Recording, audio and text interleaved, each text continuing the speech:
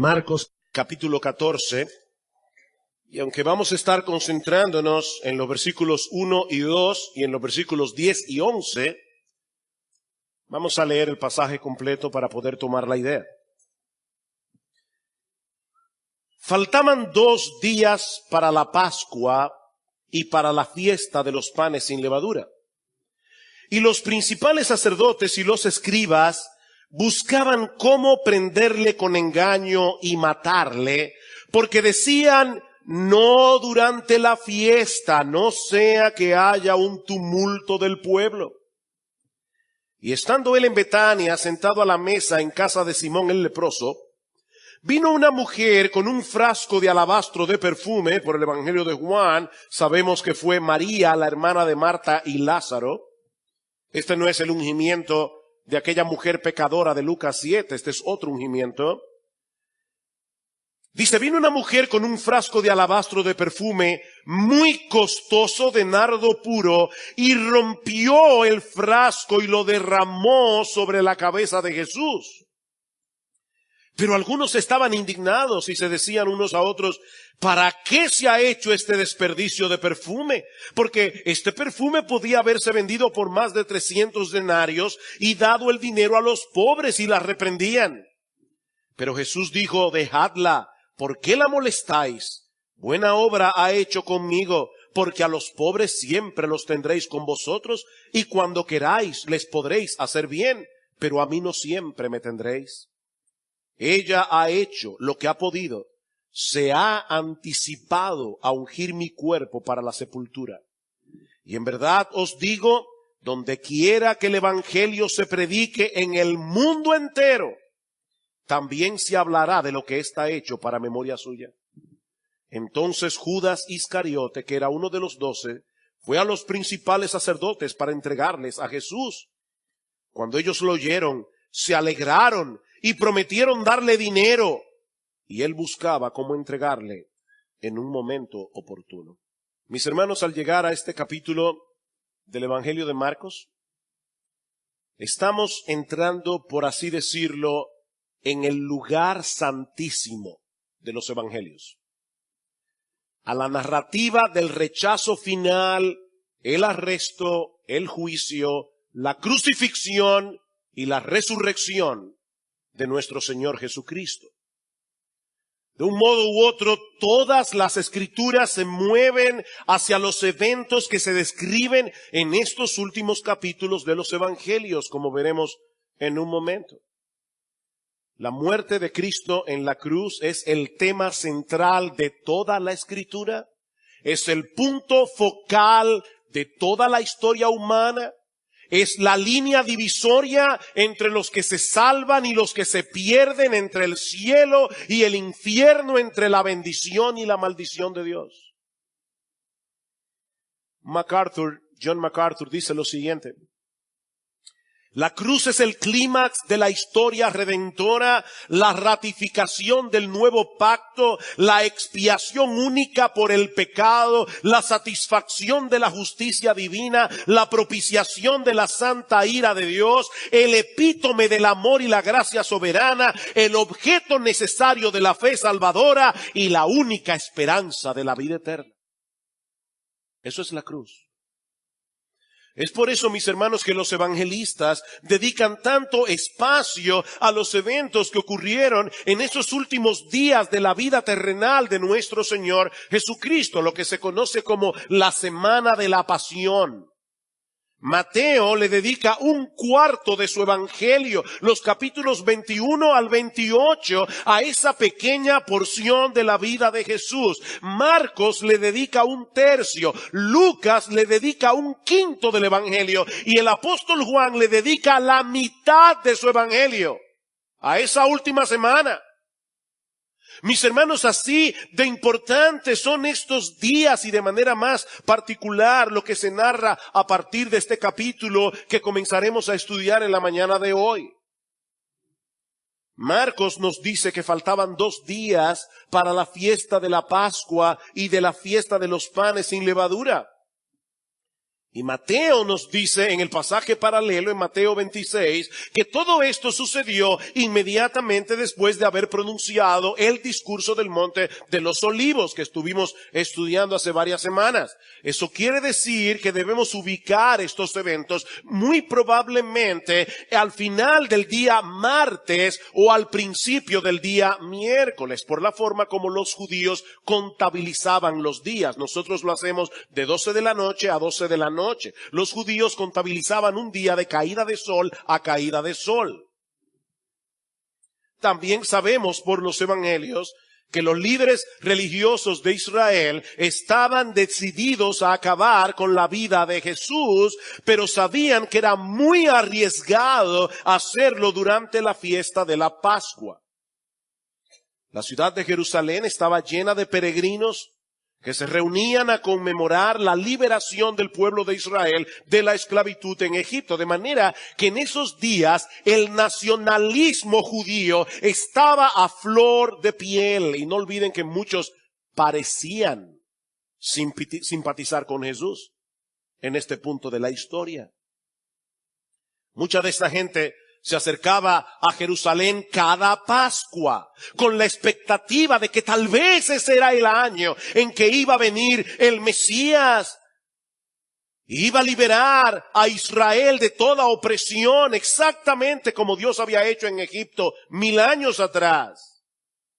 De manera que los líderes de Israel no podían prever la reacción de la gente cuando se enterara de que aquel al que ellos aclamaron como su Mesías durante la entrada triunfal el domingo de Ramos había sido arrestado y condenado. Ellos no podían prever cómo iba a reaccionar la multitud. Nosotros sabemos hoy que reaccionaron pidiéndole a gritos a Pilato que Cristo fuera crucificado. Pero en este punto de la historia ellos no lo sabían. Pero es aquí, mis hermanos, donde entra en juego la soberanía de Dios. Por eso hemos titulado este mensaje, La cruz en el soberano plan de Dios. Como yo espero mostrar en esta mañana, la muerte de Cristo en la cruz no fue accidental en ningún sentido. Dios estaba detrás de los eventos, controlando cada detalle para que todo sucediera en esos días de la forma precisa y en el momento preciso. Porque por un lado, Cristo no solo debía morir, sino que debía morir en una forma específica.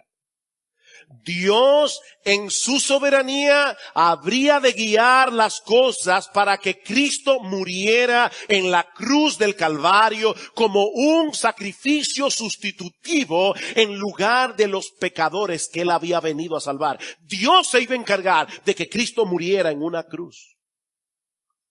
Mis hermanos, Cristo no podía morir de otra manera que no fuera la cruz, para que su muerte pudiera tener eficacia redentora. Es por eso que los evangelios sinópticos, es decir, Mateo, Marcos y Lucas, conectan la muerte de Cristo con la fiesta de la Pascua. ¿Y qué fiesta era esta? Bueno, a mitad del mes de Nisan, que en nuestro calendario corresponde a los meses de marzo o abril, los israelitas, por orden divina, sacrificaban un cordero en la tarde del día 14, que luego debían comer esa noche en familia. Ahora recuerden que los judíos contabilizaban los días de caída de sol a caída de sol. Así que el cordero pascual era sacrificado el 14 en la tarde, era comido el día 15 en la tarde, en la noche. Inmediatamente después comenzaba la fiesta de los panes sin levadura, en la que los judíos recordaban por 2 semanas la salida de Egipto, es decir, el éxodo. Estas dos fiestas estaban tan relacionadas la una con la otra que a menudo las dos eran señaladas simplemente como la fiesta de la Pascua. Pero lo que debemos resaltar aquí es el significado de esta fiesta. Como decía hace un momento, durante la Pascua, Los israelitas recordaban la forma milagrosa como Dios los había rescatado, los había liberado de la terrible esclavitud que ellos habían padecido en Egipto. Ustedes, la mayoría seguro recuerda la historia. Dios envía a Moisés con un mensaje para Faraón: deja ir libre a mi pueblo. Pero como todos sabemos, Faraón se niega a hacerlo. Así que Dios envió 10 plagas sobre la nación de Egipto, la última de las cuales fue la más terrible de todas, la muerte de los primogénitos. Ahora, yo sé que para nosotros resulta incomprensible que Dios decidiera enviar un juicio tan terrible como ese, porque no tenemos una noción adecuada acerca del pecado y de sus consecuencias. Pero la Biblia dice en Romanos capítulo 6, versículo 23, que la paga del pecado es la muerte. Mis hermanos y amigos que están aquí hoy, escúchenme bien. Todos nosotros cada día merecemos morir por causa de nuestros pecados. El hecho de que nosotros sigamos vivos a pesar de que pecamos todos los días es una increíble misericordia de Dios. Mis hermanos, el pecado es alta traición contra el Rey del universo. Es por eso que el juicio vendrá tarde o temprano, como vino esa noche sobre la nación de Egipto. Ese día 15 de Nisán, en todas las casas de Egipto había un muerto, por causa de la justa ira de Dios. Y escuchen bien, no solamente en la casa de los egipcios estaban amenazadas, sino también la casa de los judíos. Y ese punto es importante. Como bien ha dicho un comentarista, Dios no iba a pasar por alto a los judíos simplemente por el hecho de ser judío. Pero aún en medio de ese juicio, Dios manifestó su misericordia al proveer una puerta de escape, un refugio. Dios les ordenó sacrificar un cordero y pintar los dinteles y los postes de las puertas con la sangre del cordero, como una señal, como una manifestación de que ellos habían depositado su fe en ese medio de salvación provisto por Dios. De manera que esa noche, en todas las casas de Egipto, o había un hijo muerto o un cordero muerto. No había alternativa. La ira justa de Dios iba a caer sobre todos esa noche. Todos. O sobre la familia o sobre el cordero. Los que aceptaban por fe ese refugio provisto por Dios verían la muerte, el ángel de la muerte, pasar de largo por encima de la casa de los creyentes, de aquellos que creyeron en la promesa de Dios. Es por eso que esta fiesta se llama la Pascua. Esta es una palabra hebrea que significa pasar por encima. De hecho, en inglés es Passover, que significa exactamente eso mismo, pasar por encima. La ira de Dios pasó de largo sobre todas las casas que se refugiaron por fe en ese sacrificio sustitutivo que apuntaba hacia el cordero que Dios habría de proveer cientos de años más tarde en la persona de nuestro bendito, glorioso, excelso, maravilloso, exaltado Señor y Salvador Jesucristo. Mis hermanos, la cruz no fue el plan B de Dios cuando los judíos decidieron rechazar a su Mesías. No, mis hermanos, esa siempre ha sido la única alternativa viable para poder salvar a pecadores culpables sin poder pasar por alto la justicia de Dios. Aunque esto es incomprensible para nosotros, ¿saben qué, mis hermanos? La cruz estuvo en la mente de Dios desde toda la eternidad. ¿Vieron eso? La cruz y todos los que se iban a salvar por esa cruz estaban en la mente del Dios Trino desde toda la eternidad. Es por eso que en Apocalipsis capítulo 13, en el versículo 8, se habla de los impíos como aquellos cuyos nombres no estaban escritos en el libro de la vida del Cordero, que fue inmolado desde antes de la fundación del mundo. ¿Oyeron eso? El Cordero que fue inmolado desde antes de la fundación del mundo.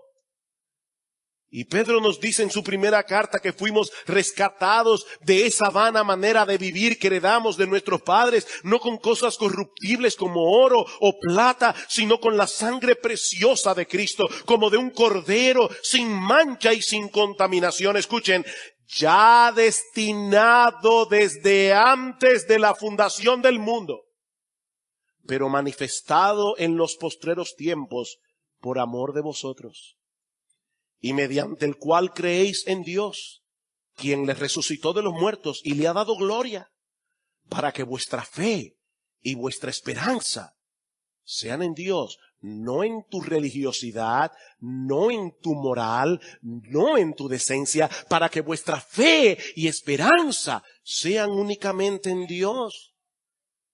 Antes de la creación, eso es impresionante, antes de la creación ya Dios había determinado que el único medio de salvación habría de ser provisto a través de la muerte sustitutiva de la segunda persona de la Trinidad, de Dios el Hijo. Nunca hubo otra alternativa.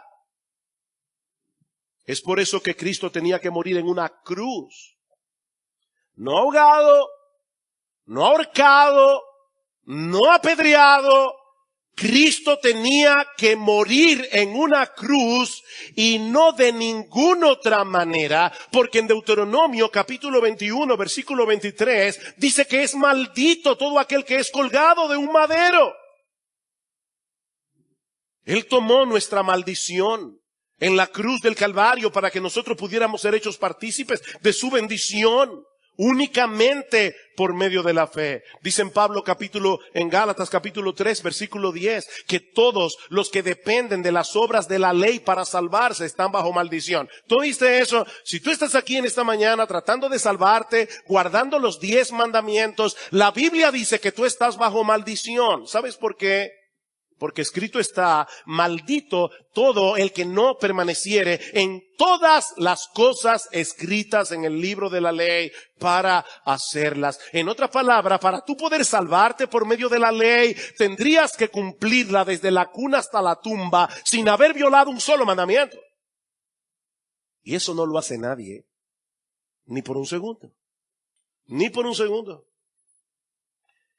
Pero entonces Pablo añade, en el versículo 13 de Gálatas 3, que Cristo nos redimió de la maldición de la ley, habiéndose hecho maldición por nosotros, como está escrito Deuteronomio 21:23, maldito todo es el que es colgado en un madero.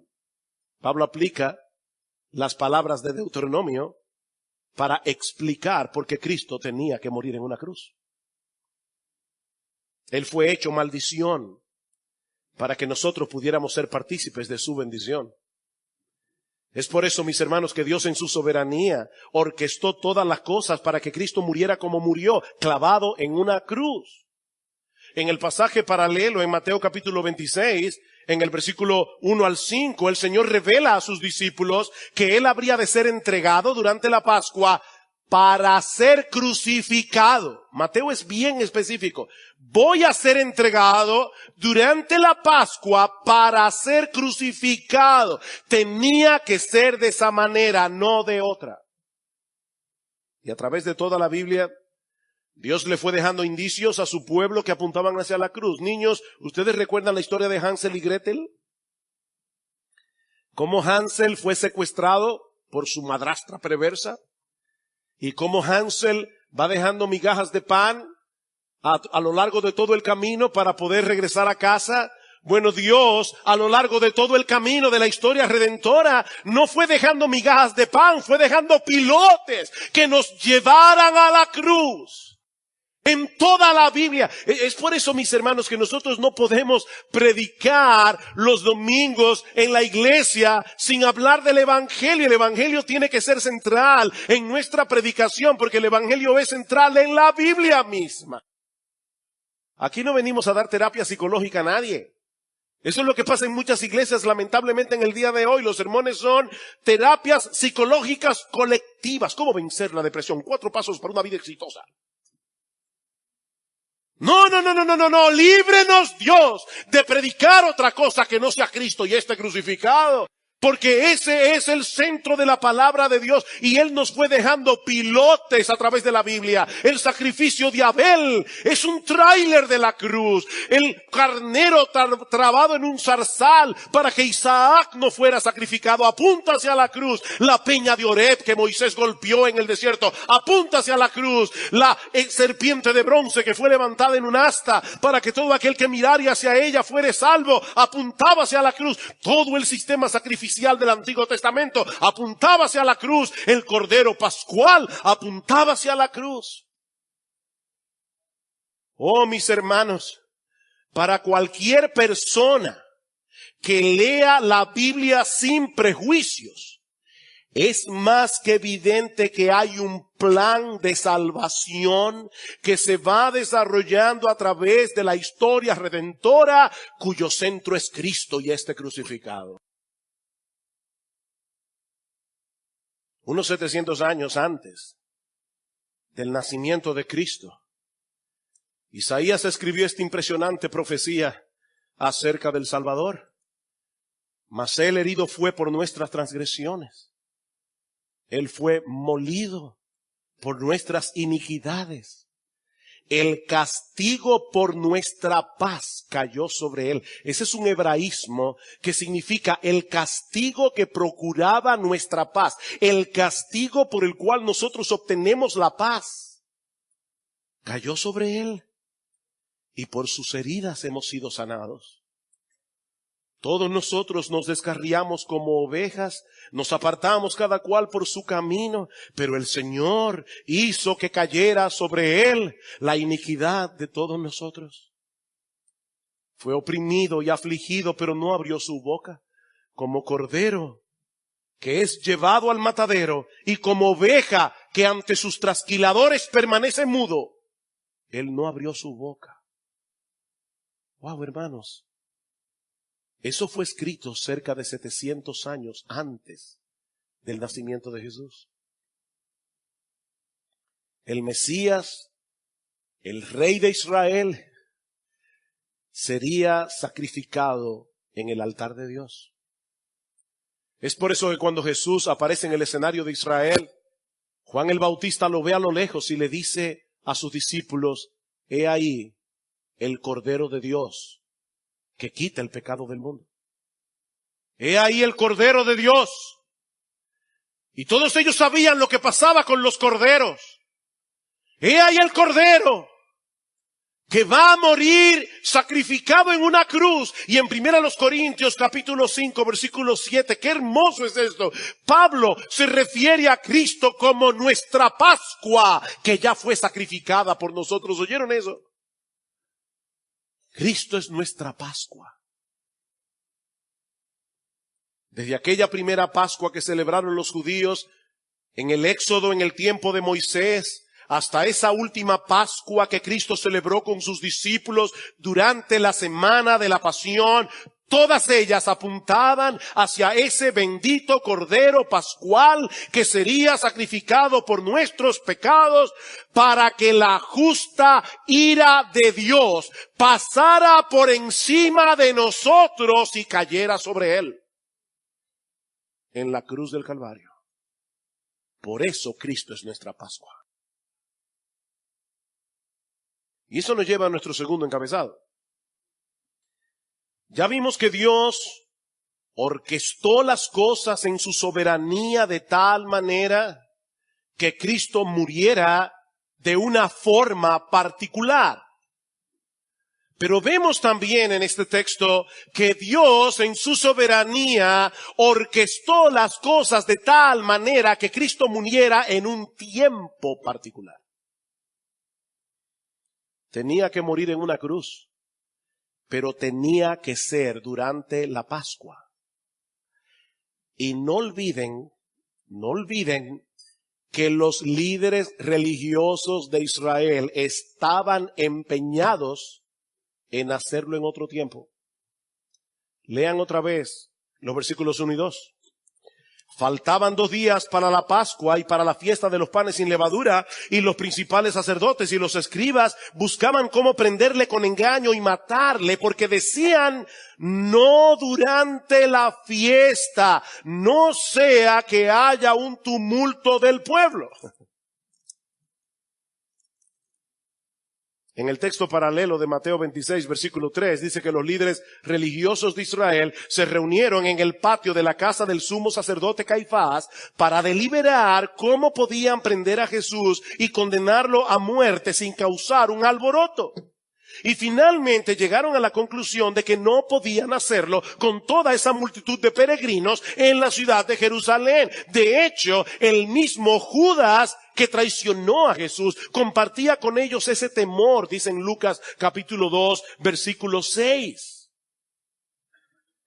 Ellos sabían que prender a Jesús en ese momento era jugar con fuego. Ellos sabían que con todo ese nacionalismo a flor de piel, ellos tenían que ser sumamente cuidadosos a la hora de arrestar a Jesús.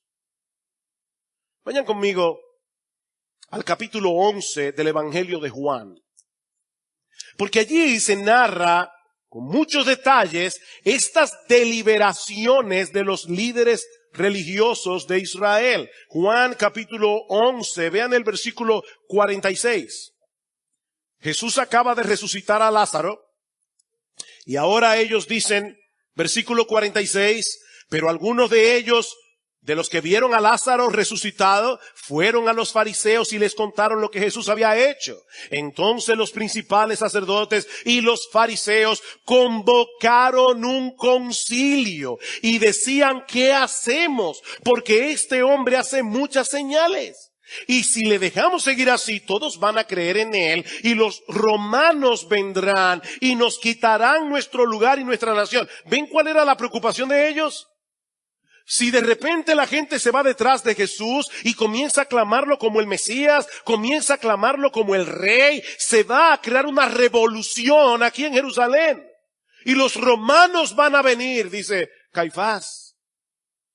Dicen ellos, pero uno de ellos, Caifás, que era sumo sacerdote ese año, les dice: vosotros no sabéis nada, ni tenéis en cuenta que os es más conveniente que un hombre muera por el pueblo y no que toda la nación perezca.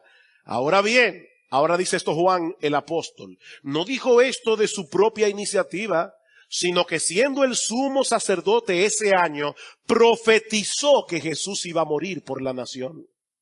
Y no solo por la nación, sino también hasta por los dominicanos. Dice, sino para reunir en uno a los hijos de Dios que están esparcidos.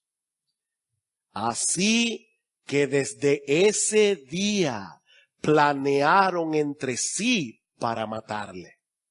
De hecho, ustedes van a ver que cuando Judas decide traicionar a Cristo, él va directamente a la casa del sumo sacerdote y uno se pregunta, ¿y por qué? Bueno, porque dice en el versículo 57 de Juan 11, y los principales sacerdotes y los fariseos habían dado órdenes de que si alguien sabía dónde estaba Jesús, diera aviso para que le prendieran. De alguna manera esta noticia llegó a oído de Judas. Y él sabía que podía ir a esta casa para traicionar a Jesús. ¿Se dan cuenta, mis hermanos?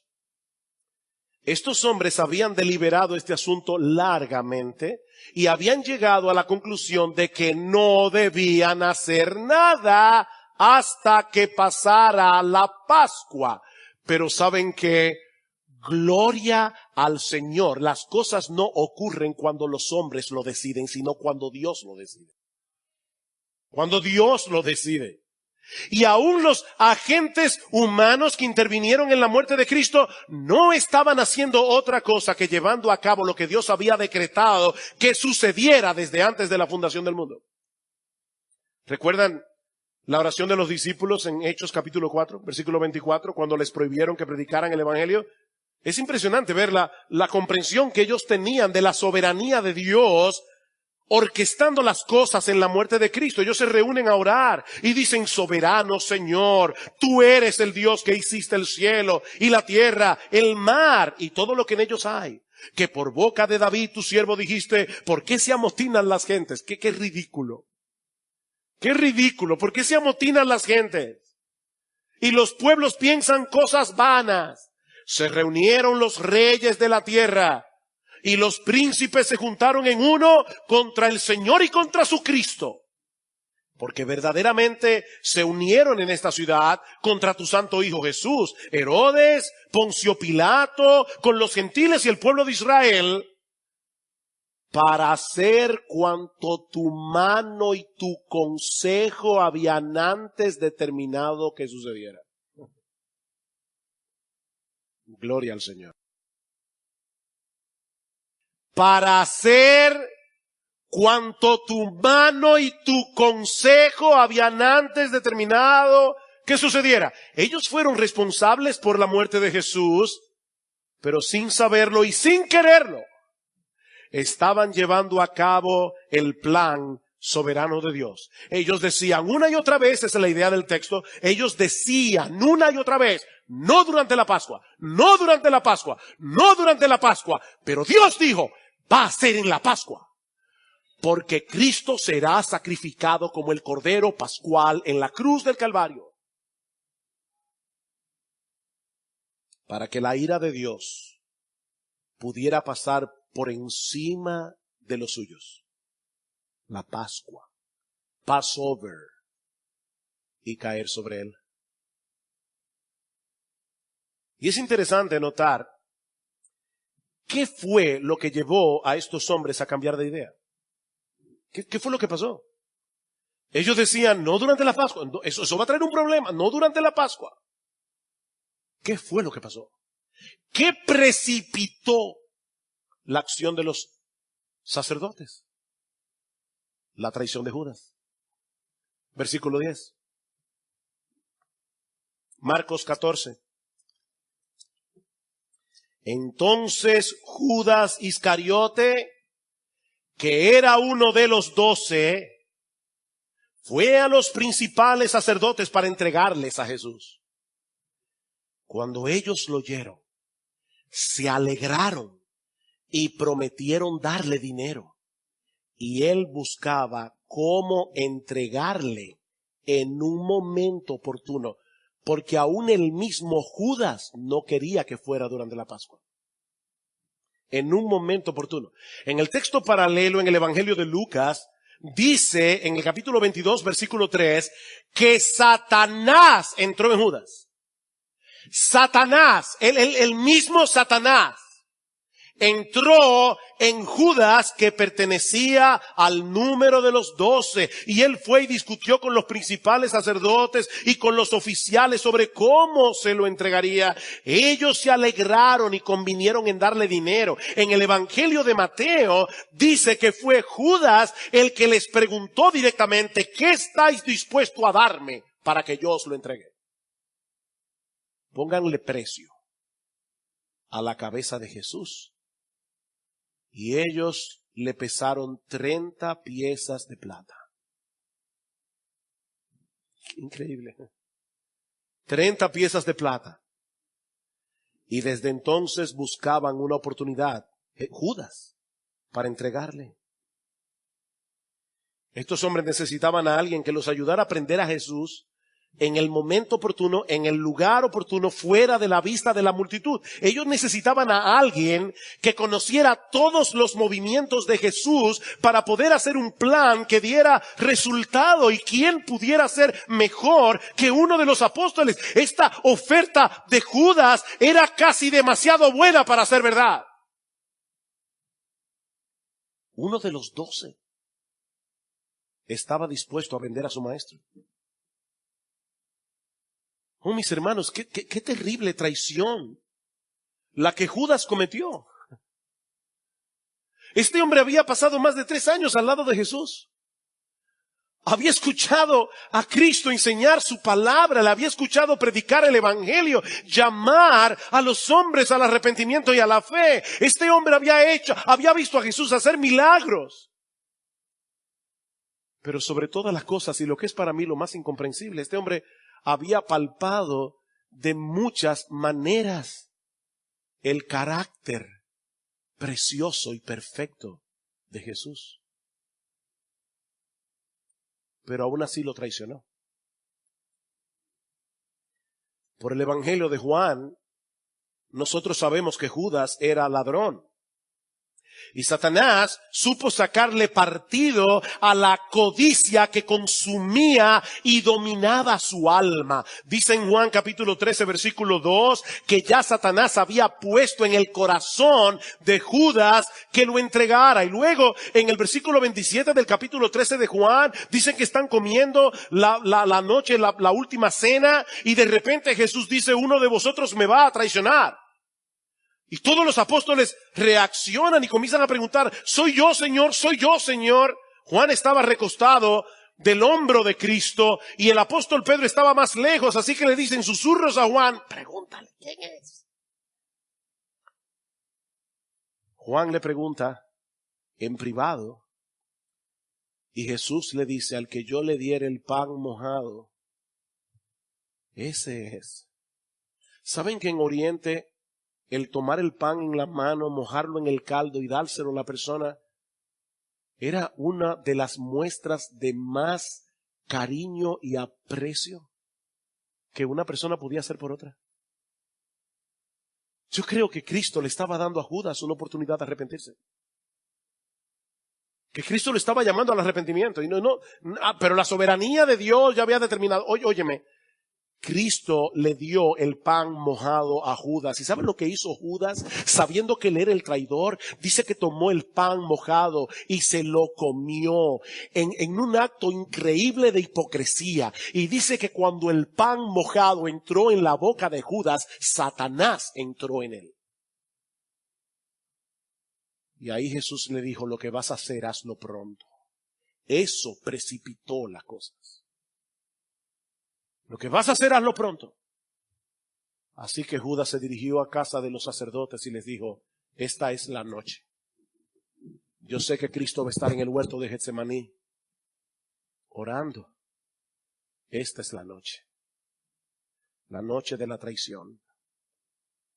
Ahora, eso no quiere decir que Judas haya actuado como un agente pasivo en las manos de Satanás. No, él fue completamente responsable de su pecado. Cuando él entregó a Jesús, él lo hizo de su propia voluntad. Pero mis hermanos, el diablo estaba detrás de la escena, encendiendo el fuego de sus pasiones pecaminosas para que Judas venciera al fin toda resistencia moral y culminara lo que hacía tiempo deseaba hacer.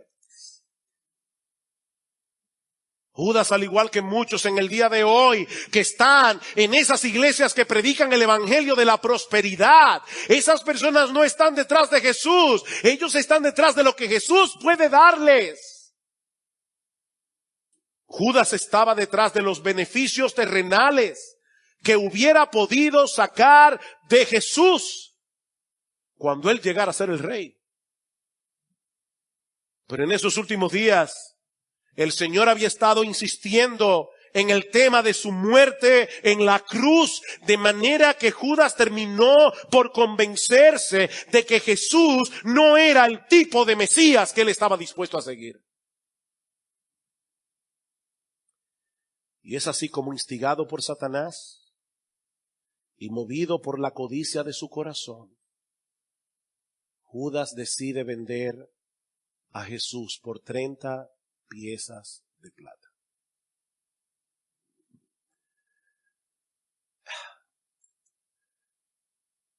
Mis hermanos, ¿saben lo que dice en Éxodo capítulo 21, versículo 32? Que si un buey acorneara a un esclavo, el dueño del buey tenía que pagarle al dueño del esclavo 30 piezas de plata. Ese era el precio de un esclavo. 30 piezas de plata. el Hijo de Dios, el Creador del universo, el Rey de reyes y el Señor de señores, por amor a ti, por amor a mí, fue vendido por 30 piezas de plata por el precio de un esclavo.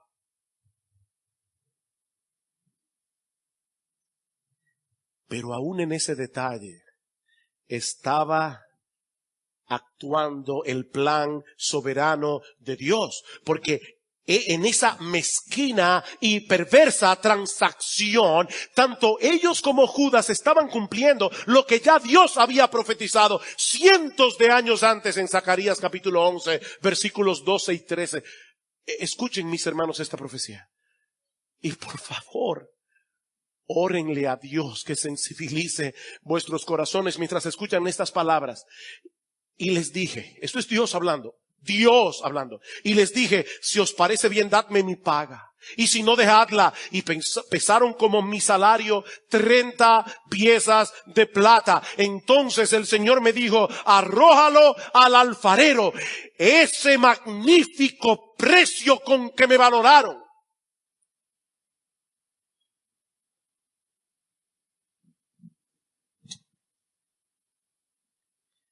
Tomé pues las 30 piezas de plata y las arrojé al alfarero en la casa del Señor, lo que iba a hacer Judas, según Mateo capítulo 27, versículos 3 al 10.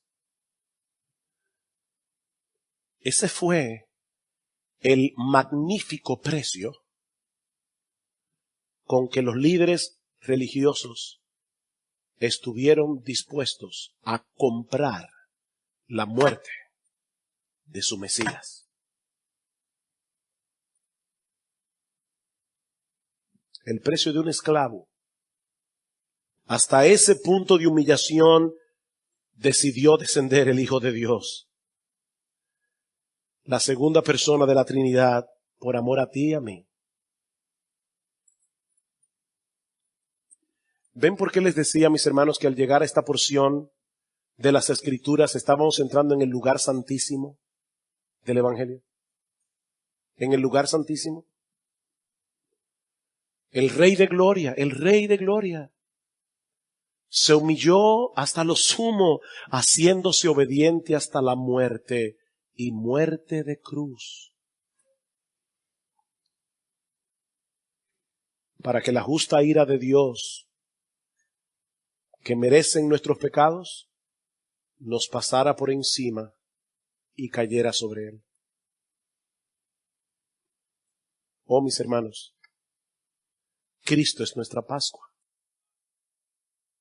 Cristo es nuestra Pascua, que ya fue sacrificado por nosotros.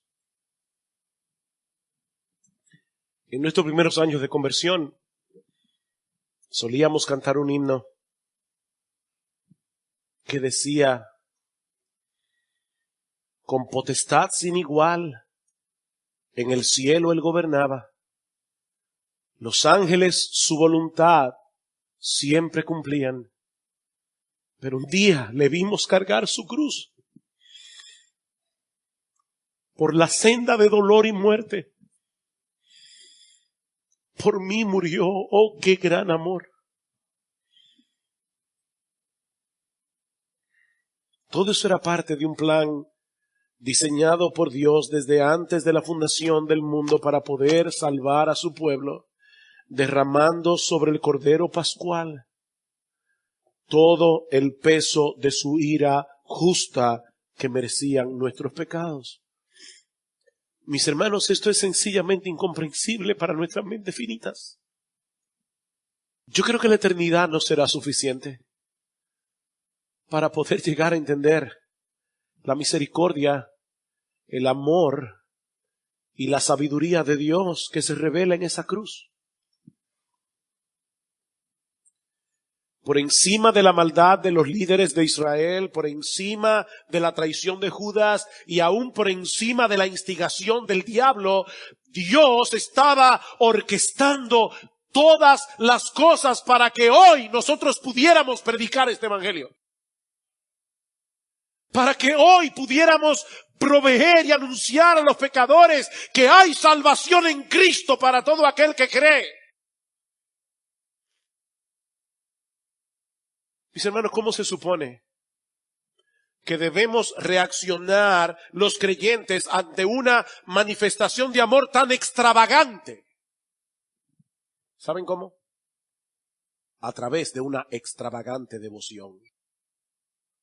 Es la única manera. Yo creo que esa es una de las razones por la que Marcos, el evangelista, introdujo la historia que se narra en los versículos 3 al 9, que nosotros veremos con más detenimiento, si el Señor lo permite, la semana que viene. En medio de la trama diabólica de los principales sacerdotes y los escribas en los versículos 1 y 2, y la traición de Judas en los versículos 10 y 11, nosotros tenemos ese relato de la exuberante devoción de María al derramar este perfume de nardo puro sobre el cuerpo de Jesús.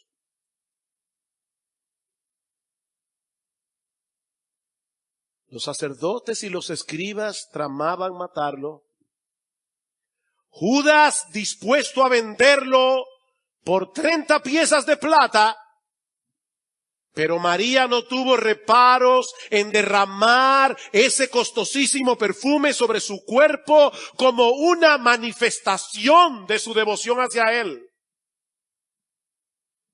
Y aunque todos a su alrededor criticaron a María por ese desperdicio de dinero, el Señor Jesucristo lo consideró como la única reacción apropiada de una persona que ha llegado a comprender el incomprensible amor de Dios manifestado en la cruz. Donde quiera que se predique este evangelio, en el mundo entero, se dirá lo que está hecho para memoria suya. ¡Wow! María es la única persona en todo el Nuevo Testamento de quien se dice algo así, aparte de Jesús, para memoria, no de Cristo, para memoria de ella. Se hablará de lo que ésta hizo esa noche.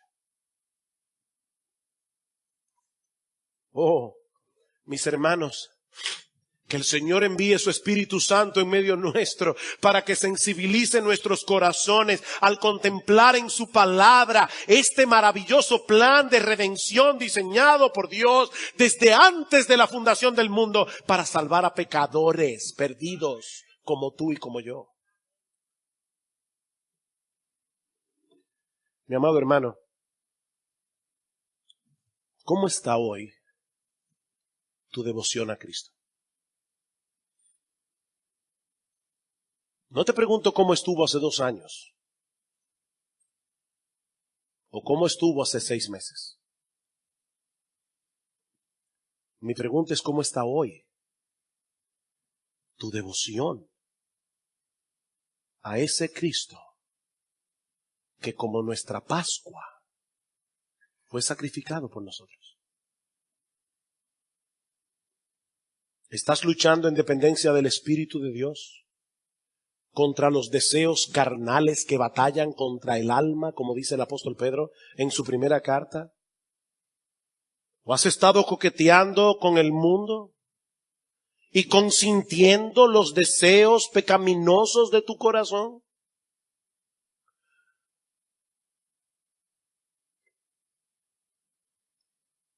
Persona que profesa ser cristiana sentada aquí en esta mañana. Y no me importa si eres miembro de Iglesia Bíblica del Señor Jesucristo. Escúchame bien. Nunca olvides que entre los 12 estaba Judas. Nunca olvides que Judas era uno de los 12 que por más de 3 años estuvo físicamente cerca de Jesús, pero su corazón siempre estuvo lejos de él. Óyeme bien, mi amigo, no basta con profesar ser creyente, no basta con ser un miembro de la iglesia. Si tú estás dispuesto a vender a Jesús por cualquier precio de lo que este mundo puede ofrecer, cuidado, porque tu destino puede ser exactamente el mismo de Judas.